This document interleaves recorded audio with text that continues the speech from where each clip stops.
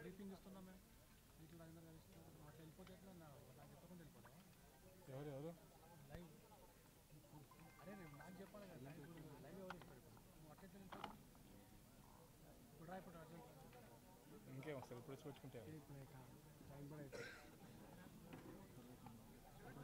Okay right right పైన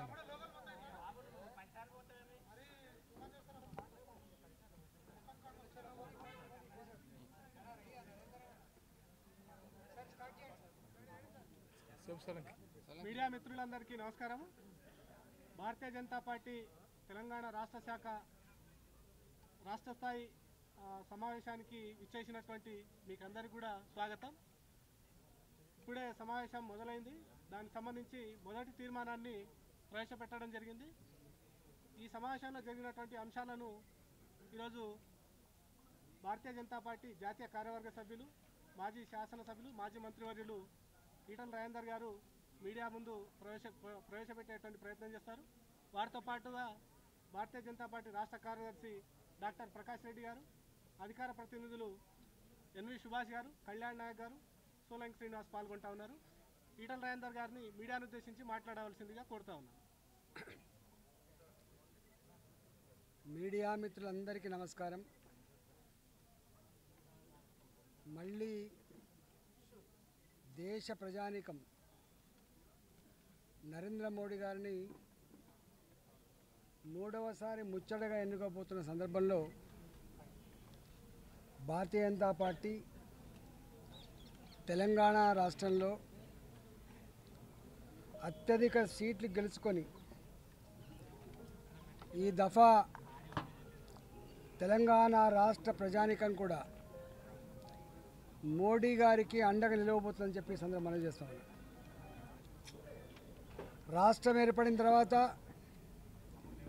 2018లో మొట్టమొదటిసారిగా అన్ని నియోజకవర్గాలకు పోటీ చేయడం జరిగింది. ఆనాడు ఒకే సీటు గెలుచుకున్న భారతీయ జనతా పార్టీ 6.8% ఓట్లు సాధించిన భారతీయ జనతా పార్టీ 4 నెలల కాలంలోనే ఏప్రిల్లో జరిగినటువంటి పార్లమెంట్ ఎన్నికలలో 4 పార్లమెంటు సీట్లు గెలిచి మహబూబ్ నగర్ లాంటి పార్లమెంట్ సీటు కూడా అతి తక్కువ మెజార్టీతో కోల్పోయి ఈ రాష్ట్రంలో ప్రత్యామ్నాయం భారతీయ జనతా పార్టీ మాత్రమే అని చెప్పి ఆనాడు ప్రజలు తీర్పిచ్చారు. ఆ తదనంతరం ఎన్ని ఎన్నికలు జరిగినాయో అన్ని ఎన్నికలలో కూడా ఆనాడు బీఆర్ఎస్ పార్టీకి ప్రత్యామ్నాయ పార్టీ భారతీయ జనతా పార్టీ మాత్రమే అని చెప్పి తెలంగాణ ప్రజలు ప్రూవ్ చేసిండు. దుబ్బాకలో జరిగిన ఎన్నికలు కావచ్చు, ఆ తదుపరి హైదరాబాద్లో జరిగిన జిహెచ్ఎంసీ ఎన్నికలు కావచ్చు, హుజురాబాద్ జరిగినటువంటి బై ఎన్నికలు కావచ్చు, ఎమ్మెల్సీ ఎన్నికలు కావచ్చు, ఎక్కడ ఎన్నికలు జరిగినా కూడా ప్రత్యామ్నాయ పార్టీ భారతీయ జనతా పార్టీ మాత్రమే అని చెప్పి ప్రూవ్ అయింది. ఇవాళ 2023లో కాంగ్రెస్ పార్టీ భారతీయ జనతా పార్టీ పైన ఎంత విష ప్రచారం చేసినప్పటికీ కూడా ప్రింట్ మీడియాలో, ఎలక్ట్రానిక్ మీడియాలో, సోషల్ మీడియాలో వందల కోట్ల రూపాయలు వెచ్చించి ఇవాళ Bharatiya Janata party BRS party ఒకటే అనేటువంటి వాతావరణ కల్పన చేసిన తర్వాత కూడా ఇవాళ తెలంగాణ ప్రజలు ఉత్తర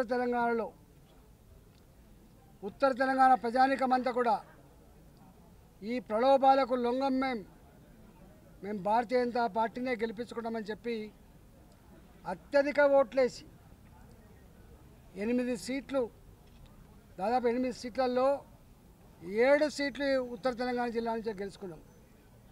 ఒక సీటు మా సాంప్రదాయకమైన సీటు అయినటువంటి హైదరాబాద్లో గెలుచుకున్నాం, గోషామాల్లో. అంటే ఇంత విష ప్రచారాల మధ్యలో, ఇన్ని ప్రలోభాల మధ్యలో, ఇన్ని దబాయింపుల మధ్యలో కూడా భారతీయ జనతా పార్టీ 8 సీట్లు గెలుచుకొని దాదాపు 15% ఓట్లతో ఇవాళ తెలంగాణ ప్రజల ఆశీర్వాదం పొందిన పార్టీ భారతీయ జనతా పార్టీ.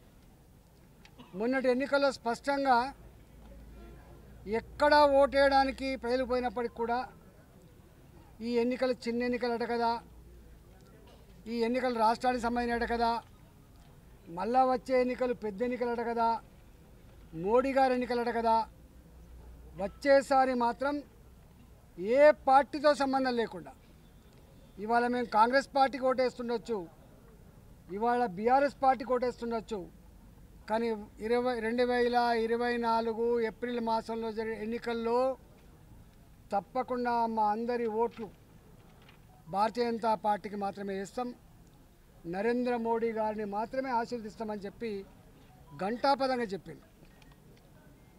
నిన్న మొన్న ఒక సర్వే రిపోర్ట్ వచ్చింది. 15% ఓట్లు పొందిన భారతీయ జనతా పార్టీ ఇవాళ 27% ఓట్లు వస్తూ ఉన్నాయి. వాటికి అంటే ఈ తక్కువ కాలంలోనే ఎన్నికలు ప్రకటించకముందే, షెడ్యూల్ రాకముందే ఇవాళ 27% ఓట్లు వచ్చినాయని చెప్పి ఇవాళ సర్వే రిపోర్ట్ చెప్తా ఉన్నాయి. ఇవాళ దేశంలో నరేంద్ర మోడీ గారి వాగ్దాటి కోసం నరేంద్ర మోడీ గారు విజిబిలిటీతో ప్రజలు దేశ ప్రజానికమంతా కూడా ఓట్లు వేయట్లే. కశ్మీర్ నుంచి మొదలుపెట్టి కన్యాకుమారి వరకు, అరుణాచల్ ప్రదేశ్ నుంచి మొదలుపెట్టి గుజరాత్ వరకు విభిన్న భాషలు, సంస్కృతులు, సాంప్రదాయాలు కలిగిన ప్రజానికం మామోడి అనుకునే పరిస్థితికి వచ్చింది. ఇవాళ అరుణాచల్ ప్రదేశ్ పైన మామోడి గారు అంటారు, ఇవాళ కన్యాకుమారి పైన మామోడి అంటారు.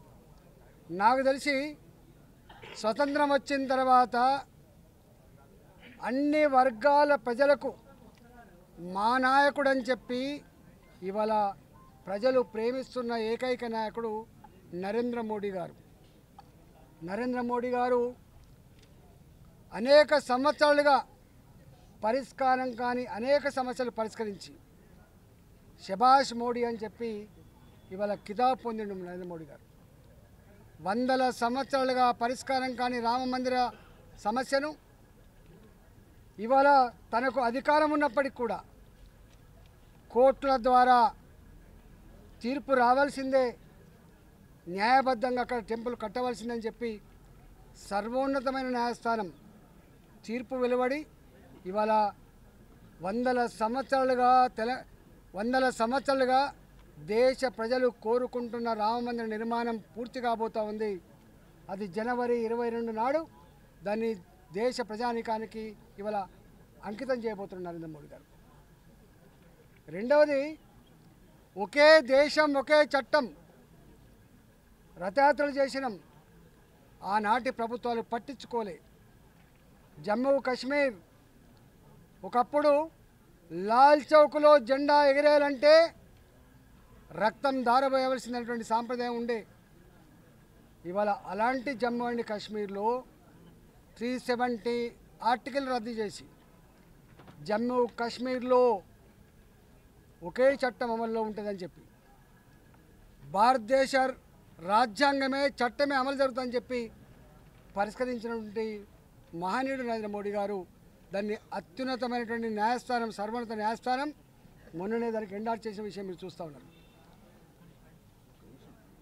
ఖలిస్తాన్ ఉద్యమాలు, నార్త్ ఈస్ట్ స్టేట్స్లో వేర్పాటు ఉద్యమాలు జరిగినాయి. కానీ వాళ్ళ ఈ దేశంలో ఎక్కడ కూడా వేర్పాటు ఉద్యమాలకు ఆస్కారం లేదు. ఇవాళ అనేక సంవత్సరాలుగా POK, పాకిస్తాన్ ఆక్యుపైడ్ కాశ్మీర్,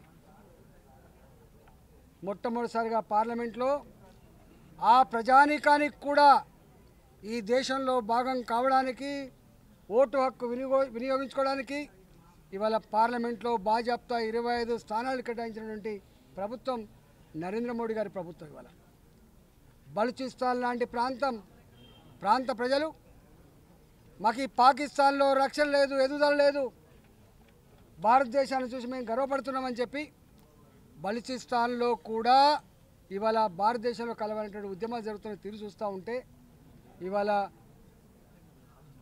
ప్రపంచ చిత్రపటం మీద భారతదేశ ఔన్నత్యం, భారతదేశం యొక్క గొప్పతనం మేం పోవడం కాదు, వాళ్ళు ఇలా మాట్లాడే పరిస్థితి వచ్చింది. శ్రీలంక విచ్ఛిన్నమైపోతే ఆదుకున్న దేశం, నేనున్నా అని చెప్పి అండగలిసిన దేశం భారతదేశం. ఇవాళ నేపాల్ లాంటి దేశం మేము భారత్తోటే మిత్రత్వం నేర్పుతామని చెప్తా ఉన్నది. పక్కకే ఉన్న బంగ్లాదేశ్ ఇవాళ భారతదేశాన్ని వచ్చేస్తూ ఉంది. అన్నిటికంటే ముఖ్యంగా ఒకనాడు భారతదేశం అంటే ఇది థర్డ్ వరల్డ్ కంట్రీ, పేద కంట్రీ అని చెప్పి మనం ఆత్మీయత భావంతో బతికేవాళ్ళం.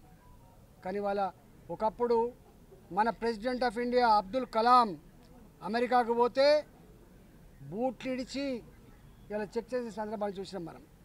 ఒకనాడు భారతదేశ పరిస్థితి గది. కానీ వాళ్ళ అదే నరేంద్ర మోడీ గారి నాయకత్వంలో ఇవాళ అమెరికాకు పోయినా, యూరోప్ పోయినా, గల్ఫ్కు పోయినా ఇవాళ నరేంద్ర మోడీ గారి యొక్క గౌరవాన్ని చూస్తూ ఉంటే ప్రెసిడెంట్ ఆఫ్ అమెరికాతో కూడా భుజం మీద చేయి వేలుగేటువంటి సత్తా సంతరించుకున్న దేశం భారతదేశం. అది నరేంద్ర మోడీ గారి నాయకత్వంలో వచ్చింది. ఇట్లా దేశాల ప్రధానమంత్రులే నరేంద్ర మోడీ గారికి నమస్కరించి మీరు గొప్ప చేస్తున్నారని చెప్పి మాట్లాడుతున్నప్పుడు భారత జాతి పులకించిపోతూ ఉంది. అన్నిటికంటే ముఖ్యంగా ఇవాళ ప్రపంచంలోనే strongest man, iron man in world అంటే ఇలా నరేంద్ర మోడీ అని చెప్పే పరిస్థితి వచ్చింది. ఇవాళ అంతేకాదు, ఈ దేశంలో కరోనా వచ్చినప్పుడు చాలామంది చాలా రకాలు మాట్లాడారు. చైనా కాబట్టి కంట్రోల్ చేయగలిగింది, అమెరికా కాబట్టి తట్టుకోగలుగుతూ ఉంది, ఇక్కడ ఐసీయూలు లేవు, ఆక్సిజన్ లేదు, డాక్టర్లు లేరు, హాస్పిటల్ చక్కగా లేవని చెప్తున్నప్పుడు ఆ కరోనా కష్టకాలంలో 140 కోట్ల జనాభా గల భారతదేశంలో ధైర్యాన్ని ఇచ్చిన వ్యక్తి నరేంద్ర మోడీ గారు. దీనికి మందు లేదు, దీనికి వ్యాక్సిన్ రాలేదని ధైర్యాన్ని ఇచ్చి కాపాడుకున్న వ్యక్తి నరేంద్ర మోడీ గారు. అదే ఇరాన్ ప్రధానమంత్రి ఏడ్చిండు, అదే లండన్ ప్రధానమంత్రి దేవుడి మీద భారం వేసి మొక్కిండు, దేవుడా అని కాపాడమని చెప్పిండు. కానీ నరేంద్ర మోడీ గారు మాత్రం 140 కోట్ల ప్రజానీకానికి నేనున్నానట్టు ధైర్యం ఇచ్చిండు. ఆకలికి అలమటించకుండా ప్రతి వ్యక్తికి 5 కిలోల బియ్యం ఇచ్చి ఇవాటికి కూడా ఇవ్వడమే కాకుండా 2028 వరకు కూడా ఈ స్కీమ్ కొనసాగుతుందని చెప్పి బియ్యాన్ని అందిస్తున్న వ్యక్తి నరేంద్ర మోడీ గారు. 2014లో మన ఆర్థిక వ్యవస్థ 11వ స్థానం ఉండేది. అలాంటి దేశం ఇవాళ 5వ స్థానంలో నిలబడింది భారతదేశం. రేపు 3వ స్థానం కోసం పోటీ పడుతున్నది భారతదేశం.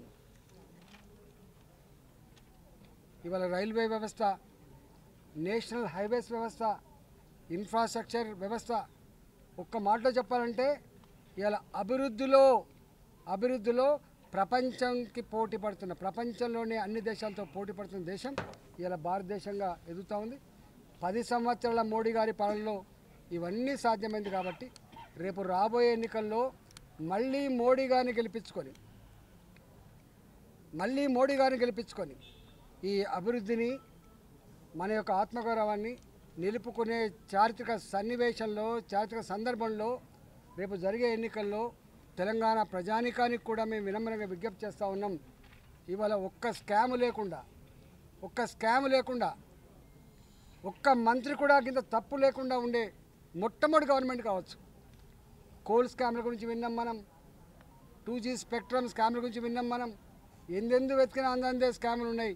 కానీ స్కాములు లేకుండా ఎక్కడ కూడా ట్రాన్స్పరెంట్గా మోడీ గారు ఎట్లా పనిచేస్తున్నారో మంత్రివర్గం కూడా అట్లే పనిచేసి ఇవాళ భారత ప్రజల మన్ననలు పొందడమే కాకుండా, భారత ప్రజానీకానికి విశ్వాసం నింపడమే కాకుండా రాబోయే కాలంలో కూడా ఇదే ప్రభుత్వం ఉండాలని చెప్పి సంకల్పం ఇవాళ కనబడుతున్న సందర్భంలో తెలంగాణ ప్రజలు రేపు రాబోయే ఎన్నికల్లో సంపూర్ణంగా 17 సీట్లలో ఇవాళ మనం చూసిన మొట్టమొదటిసారిగా ఓల్డ్ సిటీలో కూడా నాంపల్లిలో పోటీ పడ్డది భారతీయ జనతా పార్టీ, యాకత్పురలో పోటీ పడ్డది భారతీయ జనతా పార్టీ, చార్మినార్లో పోటీ పడ్డది భారతీయ జనతా పార్టీ.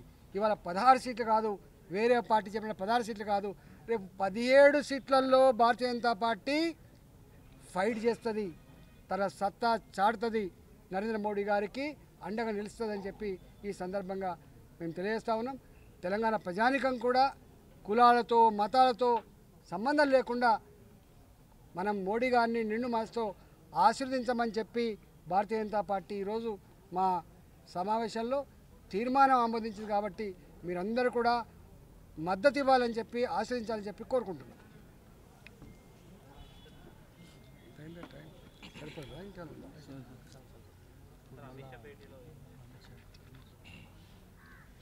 మరి భేటీలో ఏముంటుంది, 17 సీట్ల ఎట్లా గెలవనే ప్లాన్ ఉంటుంది. అమిత్ షా గారి భేటీలో ఒక ఎజెండా ఉంటుంది. ఇటు మాట్లాడినా అటు మాట్లాడినా, కొద్ది మందితో మాట్లాడినా ఎక్కువ మందితో మాట్లాడినా ఒకటే ఎజెండా. ఎట్టి పరిస్థితులలో తెలంగాణ గడ్డ మీద భారతీయ జనతా పార్టీ గెలిచి తీరవలసిందే, ఇది ఎజెండా. పార్టీ అధిష్టానం చెప్తే ఎక్కడి నుంచి పోటీ చేయాలంటే అక్కడి నుంచి చేస్తా. కంఫర్ట్ ఉంటాయి, కంఫర్ట్ గురించి మాట్లాడతామా? నాయకులం మేము, మాకు ఒక ప్రాంతం ఉంటుందా? మేము తెలంగాణ వాసులం, మీకు తెలుసు. ఇంకా గజ్వేల కూడా పొడి చేసిన పోయి మేము 20 ఏళ్ళుగా తెలంగాణ ఉద్యమంలో అన్ని ప్రాంతాలకు అన్ని వర్గాల ప్రజల ప్రేమను పొందిన వాళ్ళం, ఆమోదం పొందిన వాళ్ళం. కాబట్టి ఉంటాం, మా పార్టీ ఆదేశిస్తే చేస్తాం. కానీ ఆల్టర్నేటివ్ రేపు దేశంలో కూడా కాంగ్రెసే రాబోతుంది అన్నది ఇలా ఆవిర్భావ దినోత్సవం కాంగ్రెస్కి వాళ్ళు తీర్మానాలు చేస్తున్నారు, అవన్నీ కార్యక్రమాలు చేస్తున్నారు. ఇక్కడ కూడా మీరు ఆల్టర్నేట్ అన్నారు, కానీ కాంగ్రెసే వచ్చింది. బీఆర్ఎస్ దేశంలో కూడా అట్లనే అవకాశాలు ఎంతగా ఇప్పుడు క్రక్స్ ఆఫ్ ద ఇష్యూ మీకు తెలుసు. నేనేమో ఇక్కడ నుంచి చెప్పొచ్చినట్టున్నా. నేను ఇంతకుముందు చెప్పినట్టుగా 2019 నుంచి మొదలుపెట్టి మొన్నటి వరకు కూడా భారతీయ జనతా పార్టీ ప్రత్యామ్నాయ పార్టీ ఉండేది. కానీ వాళ్ళు చేసినటువంటి ఈ ప్రచార హోరు, అబద్ధాల హోరు, ఏది పడితే అదే ఇచ్చినటువంటి ఏ హామీలు అయితే ఇచ్చిండ్రో ఆ హామీల ఒరవడిలో ఉండొచ్చు, రావచ్చు. కానీ తెలుస్తుంది, ముందు ముందు తెలుస్తుంది. రామ మందిరం హిందువులందరికీ సంబంధించిన విషయం, కానీ రాముణ్ణి తీసుకొని వెళ్తున్నట్టుగా నరేంద్ర మోదీ ఏదైతే బీజేపీ విడుదల పోస్టర్పై కూడా వివాదం రేగుతుంది. నిన్న కాంగ్రెస్ వాళ్ళంతా విమర్శలు చేసినట్టు మేమేమంటున్నాం, మేము కూడా అదే అంటున్నాం. భారత ప్రజానీకం, ఇందులో ముఖ్యంగా హిందువులు, ప్రతి ఒక్క వ్యక్తి దాన్ని కావాలని కోరుకుంటాడు, దాన్ని హర్షిస్తారు కదా.